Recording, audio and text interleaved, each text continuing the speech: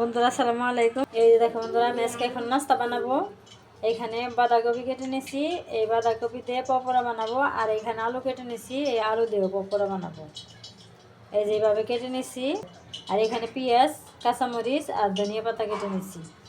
বন্ধুরা আমি এখানে চাউলের গুঁড়া নিয়েছি। এই যে এখন চাউলের গুঁড়াটা একটু ঢেলে নেই, চাউলের গুঁড়াটা দিলে মচমচে হবে। আর আমার আলুর পকোড়ায়ও চাউলের গুঁড়া দিয়ে দেবো। আর আমি এতটুক ময়দা দিয়ে দিলাম, এখানেও এতটুক দিয়ে দিলাম। এই ময়দা আর চাউলের গুঁড়া আর এই চাউলের গুঁড়ার ময়দা এইগুলোর মধ্যে আমি সব মশলাগুলো দিয়ে দেবো। লবণ দিয়ে দিলাম পরিমাণ মতন। আর এইখানে আমি আদা রসুন জিরা কিছু দিব না।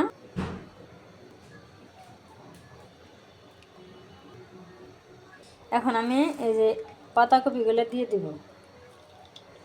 এখানে পেঁয়াজ, কাঁচামরিচ, ধনিয়া পাতা কি আমি এগুলা এই দিয়ে দিলাম সব।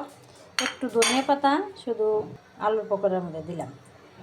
এখন আমি একটু পানি দিয়ে গুলিয়ে নেব। এই যেভাবে আমি গুলিয়ে নিলাম, একটু ভালো করে চেটকিয়ে নিই, তারপর পানি দেবো। একটু পানি লাগলে দিব, না লাগলে দিব না।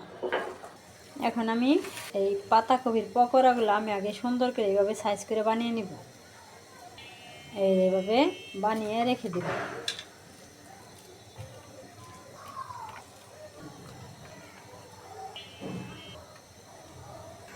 এই যে বন্ধুরা আমি এইভাবে বানিয়ে নিলাম। এখন আমি আলুর পকোড়াটা আগে বানাবো।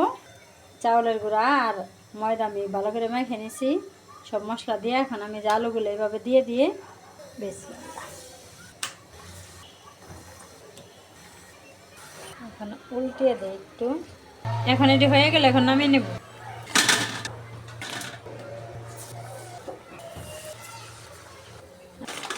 এখন আমি এই পাতাকপির বড়াগুলো দিয়ে দেব।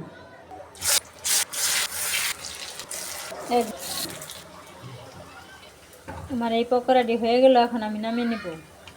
এই যে আমার আলুর পকোড়া আর হয়েছে পাতাকপির পকোড়া হয়ে গেল। এই যে আমি সস বানাইছি, এই সস দিয়ে আমরা খাওয়া দাওয়া করবো বিকালের নাস্তা। তাহলে আমার ভিডিওটা কেমন লাগলো অবশ্যই কমেন্ট করবে আর সবাই সাপোর্ট করবে। তাহলে আজকের ভিডিও এখানে শেষ করলাম। সবাই ভালো থাকবে, সুস্থ থাকবে। আল্লাহ হাফেজ।